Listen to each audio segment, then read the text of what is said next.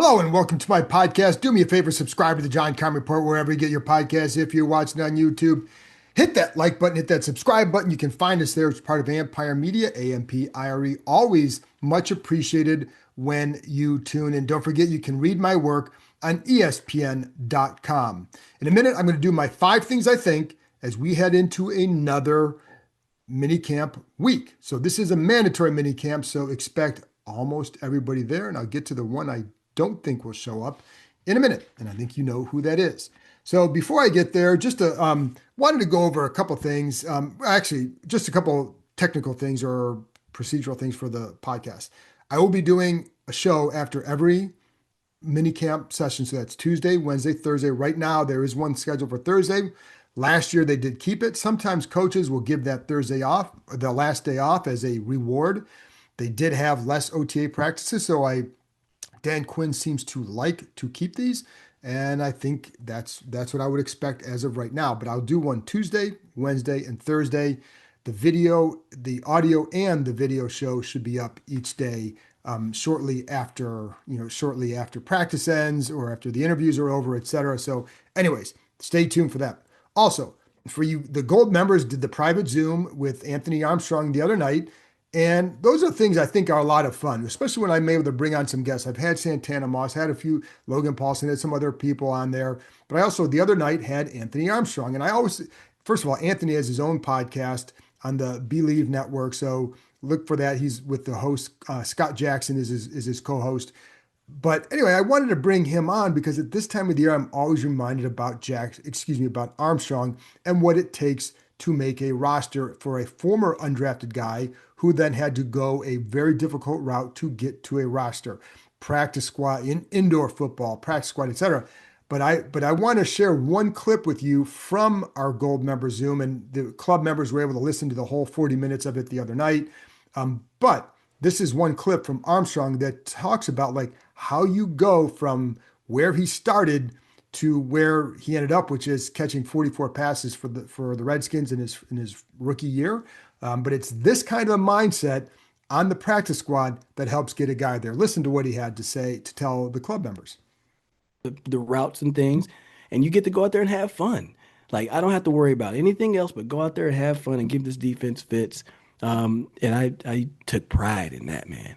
Used to take pride in having to piss off Jim Haslett. Oh, I wanted him to be mad. I needed them to know, hey, because then also on the same breath, it's like you need to get me on the field. All right. I need to be doing this for the offense. Don't just have me doing this on the practice squad. That's why I wanted to bring Armstrong on now because there are always guys who jump out. I don't remember anybody jumping out too often the way Armstrong did in those sessions. So you may hear about some guys now, and some guys jump out, and sometimes defensive guys, whatever. But that guy really stood out, and then he went and did it during the season. Sometimes guys stand out who are undrafted or whatever, and then they don't do a whole lot because it's hard to then transfer it. But when you're running past guys like Armstrong did, that's when you really open your eyes. And I haven't seen any of those undrafted guys do that at this point. So let's stay tuned for that. But also, it really matters when you get into training camp. Anyways, let's get to my 5 things I think. Anyway, number one, I think the Terry McLaurin situation is going to be frustrating for everybody. And we've seen the report about, oh, he's frustrated and all that. I would say, first of all, a couple things. One, the last time he had a contract was looking for a contract extension, that missed some of the voluntary OTA sessions and then skipped the mandatory minicamp. Now, if he skips it again, he could be fined. It's approximately $101,000 if he skips all 3 days. So that's what he did last time. I don't know, as I'm recording this Sunday night, I don't know what his plans are, but I'm anticipating that he would take the same thing again, barring some last minute switch or last minute, success in the negotiations. Anyway, so that's what I'm expecting. So that's one thing. I don't think anybody should be surprised if this happens. This is what he did last time when they were looking for a contract extension. So people take a deep breath. It's June 8th as I record this. If he's not signed by June 11th, it's okay. If he's not signed by September 11th, it's a problem. So we're a long way from that. There's several months and a lot to go on in between there. So, just I know there was reports about him being frustrated. Well, anybody who's ever had to negotiate a contract until it's done, there's always some level of angst or whatever. But a couple things. First of all, nobody's talked to Terry McLaurin. So let's start with that. Nobody has told him this is being filtered through somebody representing McLaurin. So that's one thing. Anytime you see anything come out like that, the commanders are not talking about this, right? So you're going to see it. This is going to, typically agents drive this. And when you're doing that, clearly you want to speed up the pace of the negotiations to get something done. And you start negotiating a little bit publicly. Why would somebody do that? Well, to get people like you riled up to say, pay Terry, pay Terry. How can you not pay Terry? Because it's June 8th. That's why it's okay. You want to get it done. They want to get it done. You want to get it done. Terry wants to get it done. But the other thing is you can't, there are a couple of things. One, I was talking to someone too about like an agent's role in these kind of situations. It's really like any good supervisor, or any representation, you want to filter out the negative and just give the factual update. And sometimes if somebody's getting frustrated, is it the pace or is it what you're relaying to them? I don't know, right? So if you're relaying stuff to them that maybe that shouldn't, and I'm not saying, I'm just speaking generally here, but if you are, then that becomes a problem for the player. Your job is to manage the player, manage the expectations, keep them just like, hey, filter it out. Like if they say whatever it is, like you've got to filter it out. Like, well, I don't, you can use your own example. I'm drawing a blank on a good example here, but the bottom line is you've got to filter out and just provide like we're still this X amount apart, or I'm trying to get them to come up here. But you don't need to know what the team, for example, might be saying about you. And if you are relaying that stuff, then to me, that's not doing your job, right? And again, I'm speaking generally here, but when somebody's frustrated, why is that? And again, it's the pace, but I think players know, okay, it's June 8th. Yes, you'd like to get it done. Are you frustrated by the pace? Or are you frustrated by what's being relayed? I don't know. But that's something that I think is an important thing to kind of discuss. But you also, so I think that, like I said, that's what the agent has to do in these kind of situations and then obviously they want to get it done. And there is going to be differences in opinion here, and I'll get some of that in a minute. From a fan perspective, to say, like, I know people say, just pay the man, just pay the man. Well, of course, Terry McLaurin deserves a good contract. Like, he's been terrific here, and he's finally got a quarterback. We saw what he could do with a really good quarterback. I don't, when I talk to people around the league, then nobody's going to say he's a top 5 receiver necessarily, but he's a damn good receiver and has been. And again, that's always subjective. So I'm not, I know this in sometimes he is at that level, right? He plays at a high level and he's produced at a very high level despite not having that guy. So this is what you can do when you have this quarterback. So I think that's all good and that works in his favor.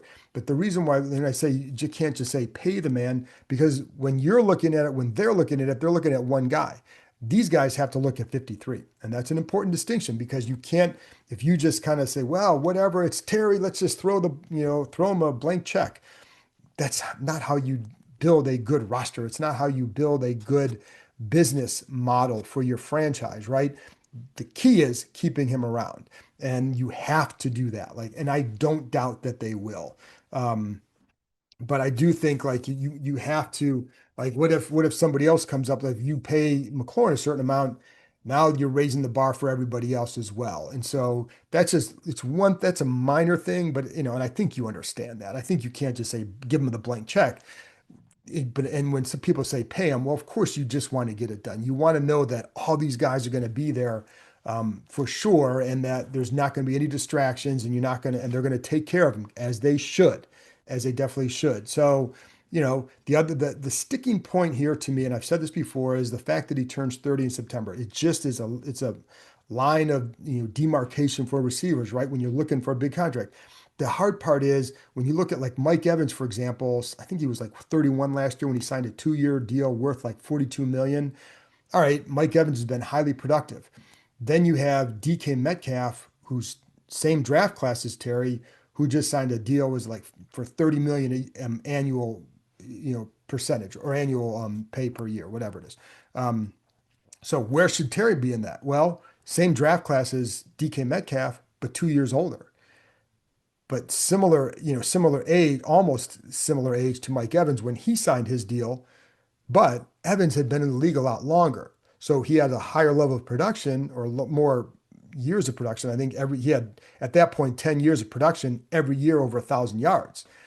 But he also has been in the league several years longer at the same age, which means, is there more wear and tear on him, right? So where does McLaurin fall into that? That's why I say it gets a little bit tricky in this whole negotiation sense. So um, I think that makes it a tougher deal. Now, both sides are going to play that, right? Like if you're McLaurin side, you say, what do you say? Like this guy was, hey man, 13 touchdowns, career high. He was fantastic last year. Legit Pro Bowl guy, right? And legitimately, he's a legit number one receiver. We don't have to argue that point, right? There's no doubt. Um, I mean, teams, the Eagles, what did they try to do? They try to take him away. So like there, that speaks volumes for sure. So if you're McLaurin side, you're pointing to that, and you also say, finally got a quarterback to play with, and then look what he did. And there's nobody who takes I don't know that anybody takes better care of themselves than McLaurin. Always works on a weakness in the offseason and comes into camp better in that area, whether it's contested catches, whether it's creating more separation at the line or winning at the top of the route. He works on all that stuff. He always picks something in the air. He's going to continue working on his game, whether or not he gets paid, or right, whatever he gets paid, he's going to keep working, which is why his game can age well. That's one side. But again, the other side is it's if it's just that, well, he's 30, what do you see a decline in his game? Because if you don't, that's where the tough part is. But then you have to come to an agreement at some point in this where it's like, okay, after a few years, if he does start to decline and do you want to be paying him 30 to 35 million, whatever it is, at that point. So you want to have some level of an out. So that's where, like I said, it's a little bit tricky. I will say, this team has been very quiet about the negotiations. So we'll see where it goes, but I don't expect him here. The other part too is this is a different situation than when he was up last time. Last time when they were negotiating, this team they were taking it a little bit slower. Well, the owner kind of steps in and says, "I need a win." This is 2022. Like they're getting pummeled, right? So I need a win. So like just get it done. And it's the same. Listen, it was a good signing and it got Snyder a win. I think it was probably more than what this group wanted. Felt like higher than they should go. I think. Um, Clearly good to get him in, so that was a good thing. But I think that's also the same mindset that, it's great to have someone say, just get it done, right? But it's also the same thing they said to get Carson Wentz, which is why they end up paying way more to the Colts than they should have. It's the same sort of philosophy. So it's like you got the deal done here and it leads to many mistakes over there. This owner's not going to step in and say that. He does not need these kind of wins. Like, you know what their wins are? Adam Peters, Dan Quinn, Jaden Daniels, 12-5, et cetera. So that's something. But the other part of that is too, though, they need Terry McLaurin. This offense is not what it is without Terry McLaurin. June 8th, long way to go. Let's see where it's at, see what happens over the summer. Can they come to some sort of resolution? And typically, as the line is, deadlines spur action. So the deadline right now, if you don't get it done this week, the deadline is training camp, right?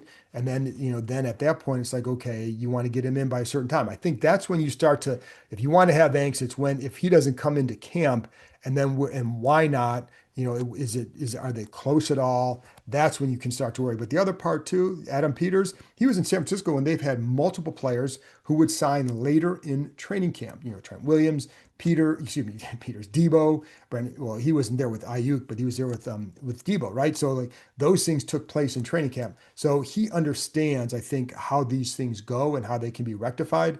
I always don't. I don't like when guys miss training camp time because of these situations. It doesn't always seem to go well for them after that. I don't know, and that's not speaking with a lot of facts in my head, but it's like sometimes you just get a little bit nervous about that stuff. Best to get him into camp. This team has had a good run with a lot of things, but as speaking kind of running around in circles with this, but McLaurin, while he is a definite, continues to be a face of the franchise, he's not only the face of the franchise. Like Jaden Daniels clearly is that guy. So like this group has more goodwill and trust built up than the previous group did when they were dealing with him the last time. What that means, I don't know. Like I don't know what that means, and you guys can speak better to that as to what it would mean. What price or whatever would be good for if he loses, could he lose some of that goodwill? I don't know because his play has warranted all this goodwill, and the way he conducts himself in the locker room warrants that. He's a true pro, has been with us the entire time. I know there's a reason why the fans love him. His story is terrific, comes in as a third round guy, etc. And so I think like that's why all these reasons are why it'd be very good to get it signed and done. I don't think either side really wants to risk the court. I don't think you want to carry this into beyond, you don't want to carry it in training camp, but if you do, you want it settled pretty quickly thereafter because I just not good, wouldn't be a good situation for anybody.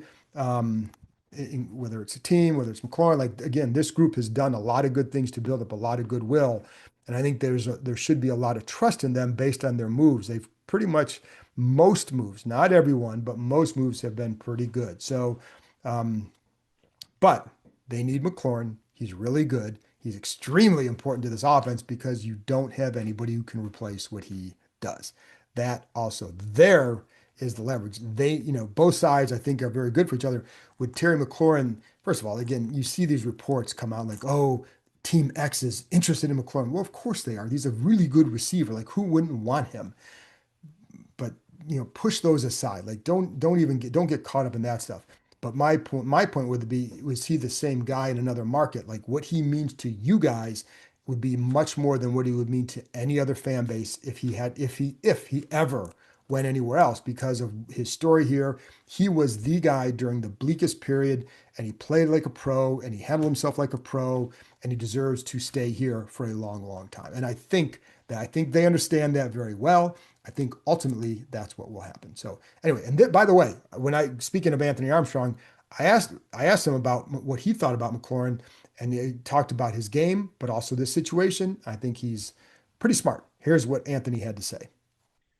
Man, he's complete. He's complete. I mean, he makes the tough catches. He's gonna, I mean, you've seen him have success with screens and taking them to the house. He's run slants. He's a great deep ball guy. 50-50 ball, like you got to trust him like he is a 6'5" receiver. My favorite part about him is this: he don't complain, and he's not gonna be a diva about it. This whole thing about the contract, I mean, I'm not worried about it. They're gonna pay him, and he's gonna be here.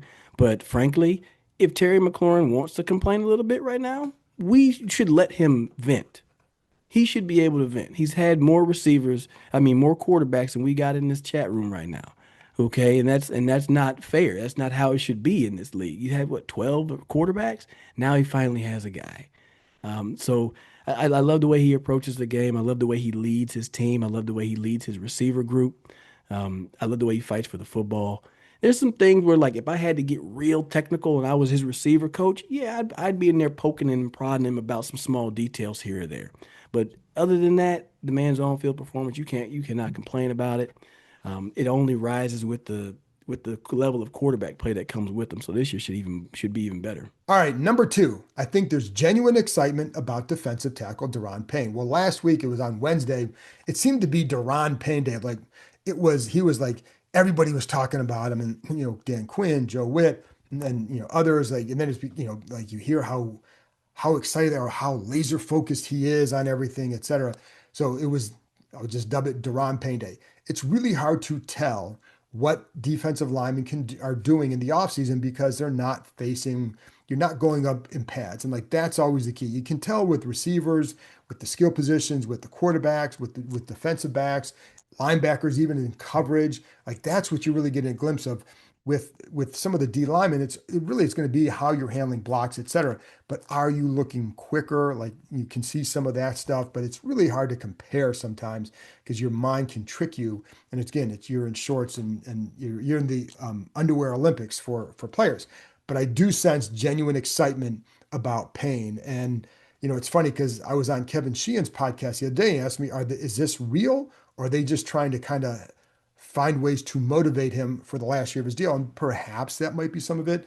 I don't think they're that obtuse about things. But I do think there's legitimate excitement or legitimate feeling good about what they've seen from him and in the offseason and what it could mean for the season. He knows his contract's up, or not his contract up, but you got another year. But if you don't have a good year, you're not getting that last year. Like they can cut him with and get a pretty big cap relief. But if you go out there and play well, maybe you can get an extension here. So there is something at stake for him for sure. And we know how he played the last time his contract was up, and he hasn't been that guy as a pass rusher ever since. Um, so this could be a good thing. Now, what you're hearing is that how much more comfortable he looks around the building, the how much more outgoing he is. The part and one thing I wonder too, he's no longer in John Allen's shadow. And I don't mean this as some sort of disparaging thing on Allen, but John is an alpha male to the true extent of the word, right? But he also played with Payne at Alabama. He was the guy, right? He was a year ahead of him going to the draft, and when he got here, he became the guy, and he just again his strong presence, and it was always John and Daron, right? So sometimes can you get? I don't think you get. I don't know that he got swallowed up in that because it's still you're able to go out and do what you do. But I think when you're talking about comfort level in the room, now it's really it's pretty much his room. There are other guys in there that are good pros, Dietrich Wise, guys like that. I think Dorrance Armstrong, I think he's one of those kind of guys. But Payne has been here the longest. Outside of, I think the only guy who's been here longer is Tress Way. So, but you wonder about getting out from that shadow. Can that lead to a different comfort level? Or just maybe more of a feeling like, okay, now it's his room, right? Because he is that guy that's been here the longest in that room. So could that be something that really makes a difference? I don't know what that could mean on the field. What I do know is that, I think there's just a different comfort level from what people say. And can that add up? Perhaps. But anyways, this is what defensive line coach Daryl Tapp had to say when we talked to him. We talked to all the assistant coaches last week out at the facility on Thursday. But here's what Tapp had to say about Daron Payne. DP is the alpha male in the room. Like guys gravitate towards him, they respect him, and it's because they see how he works each and every day.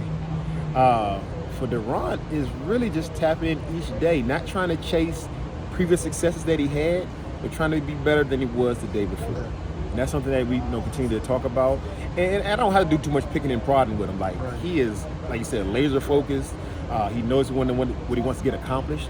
He knows that the legacy he's trying to leave and build for this team, this unit, for this area. So it's really been a joy to see him just come in and work. Like, I'm trying to get better. I'm trying to get 1% better than I was the day before. That's what his mindset's been. Number 3, I think they're definitely okay waiting to see how their defensive end situation plays out.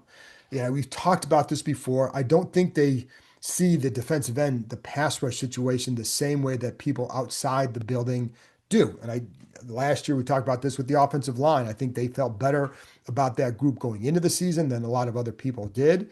And I think they were right on that. Were they the best line in the NFL? No, but for a lot of the year, they were pretty good. It was really down the stretch where they started to falter, and they've attacked that group. But I only bring that up to say, like, I don't get the sense that they're sitting there fretting about, like, oh my God, they got to bring someone else in. I don't feel like that. I don't feel like that it's that at all. I don't sense that level of urgency. What I sense is a team that not just sense, but they've talked about this. Like the depth they have 1 through 9 is just much better. I think they feel good about what they have up front. And yes, they'll continue to monitor. I think in an ideal situation, a lot of times what teams do in this situation is you get to camp, you see how the guys that you like Javante Jean-Baptiste, they like how he's developed. How does he look in training camp? Does that translate? And is he going to be that kind of pass rusher? No, but can he add to the like is it the 10 sack guy? Probably not. But can he add to that group? Can he add to the success of that group and just provide really good depth and a really good rotational piece? That's what they want to see. Like, what does Dietrich Wise look like in training camp for them, the way they want to use him? Same with Javon Kinlaw. Now, Kinlaw is not an edge guy, but in terms of the pass rush, what can they add? Do they need to add something else? So I think like that's what you want to see in training camp. And I think that's one thing that you know, that's what they want. That's what they see. I don't, all the Trey Hendrickson stuff. To me, that's empty speculation at this point. So I think keep in mind, like this is a team we talk about building through the draft. They only have 5 draft picks next year. 6 if they get the comp pick, which it seems like they will. So let's say they get all 6. I don't know that they're going to want to go out and give up more. I think they feel really good about the first 2 draft classes. And if you can get a third good draft class and put that together, even if it's 5, 6, maybe you can add another piece to that draft at some point, and get another 7. But if you can have another good draft class, man, that really sets you up in a good way because their contract situation with this on the roster is really good as far as building something for the future and like not being tied to a lot of bad contracts for sure. So anyways, so that's why I said like I'm not anticipating anything like that, just because for them, what makes sense for them is to stick with what they have, see what they need, see if and then does a Von Miller, does a Jadeveon Clowney, does a Zadarius Smith, would one of them make sense? And again, I pointed this out before. Those guys aren't in a big hurry to get into somebody's camp either, and you can try and sign them now. If they don't want to sign now and they just want to wait because they don't want to go to OTAs, mini camps, they'd rather just get to camp and do what they do. Well, then that's what'll happen. So it's why, like I said, get to camp. Those players can evaluate what teams might need them. These guys can evaluate maybe what would make sense for them. So anyway, I just want to point that out. And I do think it still matters that you got to be better against the run, and if they are, then they're in really good shape. So, but if they can hold on to that draft capital and get another good draft class, now you're in position to go into each year with a really good young base that you can build around while adding good veteran talent around them the way they have been the first couple of years. So it would put them in a really good spot moving forward for sure. Number 4, on defense, I still think there's some improvement that can come from within. So we know the guys they've added, but I brought up one, Javonte Jean-Baptiste. He's a guy that as late round pick last year did a really nice job, but I think there's more there, right? And I think I think there's a feeling that could he be a good rotational piece for them? And I think that's something to watch for sure. I don't anticipate him taking over for Dorrance Armstrong or Dietrich Wise, but what if he becomes a good rotational piece? And then Wise is a 1-year deal. Could you just go with the guy like that? And I don't know that that's the case. That's getting a little bit ahead of things, but that's what you can start to figure out, right? And, can he set that edge? I liked what I saw from him last year, for sure. So that's one. Jordan McGee is another. And Joe Witt talked about this last week, about how they had packages set up with him involved. I'm telling you, man, he's a big, strong guy who runs pretty well. So he looks the part on the field for sure. But Joe Witt said that they had packages against 12, two tight end and 3 tight end sets that included McGee. Well, he missed a lot of time with injuries. So you didn't really have anybody that you could have in that role you felt good about. They used Michael Walker, but he's not a cover guy at all. So I think with McGee, they feel much better about that. Like, and it's in some ways, some of this improvement is like it's more subtle. It's not like you have this, oh my God, you have this budding Lawrence Taylor coming in here, but it's just about developing depth and better rotational pieces and better options for various packages. It's just like with Trey Amos, like, you can run some of the same coverage schemes you did last year. You can just do them better now, right? So you can do some of the same stuff you did last year, but now you have better talent to do it. So you can when they would face the 12 and 13 personnel packages on offense, a lot of times they had to go with Jeremy Chin. Well, if you can do that now with Jordan McGee, you're in a much better spot to help defend the run.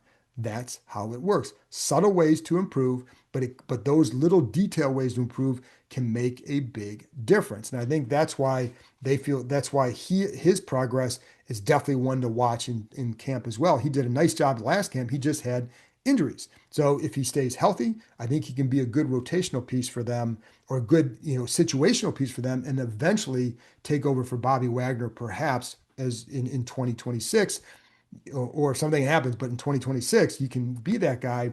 For now, he adds another good option in a package that wasn't as effective without him in there last year. So, and then again with Baptiste, I think there's for sure the other guy to watch too is Johnny Newton. And people forget about this, and I think this is a very important point. Well, he had the foot injuries last year. So basically all last offseason, rather than getting ready for the season, he was doing what? He was rehabbing. When you're just rehabbing, you're not working on improving your game or your strength. You talk to players like they'll players who have gone through this, like they don't, a lot of times they'll talk about, in the season where they're hurt, like they can't get stronger.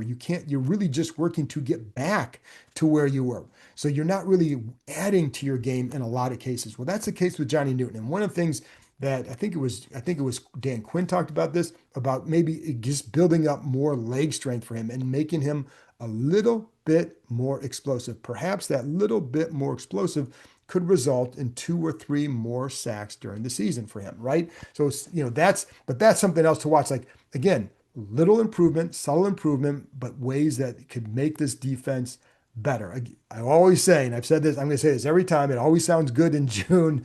Every scenario is like, it's like, yeah, this could happen, and if that does happen, then this is the result, and it's always in the positive. Now, of course, if it doesn't work, well, then it goes the other way. But I do think with Newton, it's a legitimate cause for optimism because it's a legitimate thing. Like he couldn't strengthen, now he can. He may have been a late first round pick if he hadn't been hurt, maybe even higher than a late first round pick if he hadn't been hurt last year with the foot. Well, so now you may have that kind. So like the fact that you can think that if he has strengthens himself with that talent. And we saw like late in the year, he was pretty good. Like in the playoffs, he had some good moments with just showing that first step explosiveness. So that's something to watch as well. But that's why I say some of that improvement will come from within. It's not, again, you're not talking about going from this to finding an all-pro player, but all that stuff is just adds up to depth of what they can do and how more effective certain packages or lineups would be. All right, number 5 here. I think Dan Quinn does a really good job with helping develop talent. I think it's talent with the coaches and with his players. And this is something people talk about, like the big difference from him in Atlanta and here. And I think this is one of those big changes and points of emphasis for him. And you see it all the time. Like the other day, Michael Keefe, the Wizards coach, was out there the other day, but Quinn likes talking to basketball coaches. I've written about this. He's tight with, multiple coaches in the NBA. He's tight with Shaka Smart, assistant coach with the Heat. He deals with Spoelstra, and then Chris Quinn, who's an assistant coach down there. He had Kara Lawson out here last year during the spring. So he talks to a lot of basketball coaches. He really likes, and there's more than that. There's GMs and all that. But the reason why is because he feels like they're really good at developing players. Now, there's certain, and some of it is training a guy to work at maybe a spot that he doesn't always work at. How do you go about doing that? Not every guy, like you're not going to do that with every player on your roster. You can't, because not every guy is like that. But Keim Medrano is a guy like that, right? Is he a linebacker or is he a big safety? Like, so how do you do that? Well, you work on skill drill. You put him in certain drills to see what works better for him. That's how you do that. You can keep him, he can stay after practice and work on some of those skills as well that may need to translate to another spot, right? It's, Tyler Owens in the slot. He's a bigger safety. Can he cover in the slot? Dominique Hampton, he went from safety to linebacker last year, but that's one, again, you can get to that big, that hybrid role. Can he do that? Like that's that, but you're training guys in different skill sets. Like that's one of the things that you look for to develop. And Quinn talked about that because he was asked about Deebo Samuel and Mike Samuel working after practice. And then he brought up like, this is a good time of the year to really do that stuff for a coaching staff and maybe getting guys to develop other skills in other areas.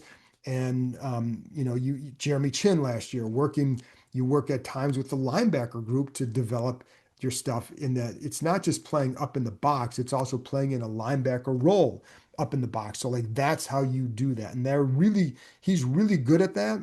And I think it's something to watch, something I think it's really helped him is to change from his Atlanta days. And then also with the coaching staff.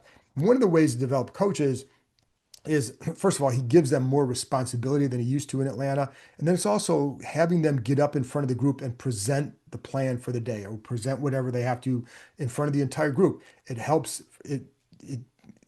if you want to develop as a coach, you've got to command the room. There have been guys here who, when they were here, did not command the room at all. They were afraid of that. They eventually got past that, and they've gone on to do some good things. But but you have to learn that. That's how you develop. Well, that's what Quinn does with these guys. And I also think it forces coaches to really, really know their stuff and also to how to communicate what you're doing to the entire group. So it's a really good way to do that. And I think he puts more on them, but that's how you develop, players, but it's also how you develop a staff, because this staff, it clearly didn't change from last year. To stay the same after this year would be asking quite a bit. So how do you then make sure when guys are ready to elevate their coaching game, right? Well, you put them in a position to learn and get more responsibility. So when they do have more responsibility on the staff, they are able to handle it and they're comfortable in front of the group, et cetera. So I just want to bring it up because he came to light the other day about the Sam Still and Debo stuff, which then led Quinn down a path with all that stuff. And I just think it's pretty good. So anyway, folks, long time. I went on a little bit longer than I thought I would. Hope you enjoyed it. Thanks for tuning in. Again, I'll be back on Tuesday after the Commanders minicamp mandatory practice. And again, with Terry McLaurin, we'll be monitoring that situation. As you know, I do expect the other guys to show up because it's mandatory. They'll be fine if they don't, but we'll see. Anyway, that's it for me. Thanks for tuning in. I'll talk to you next time.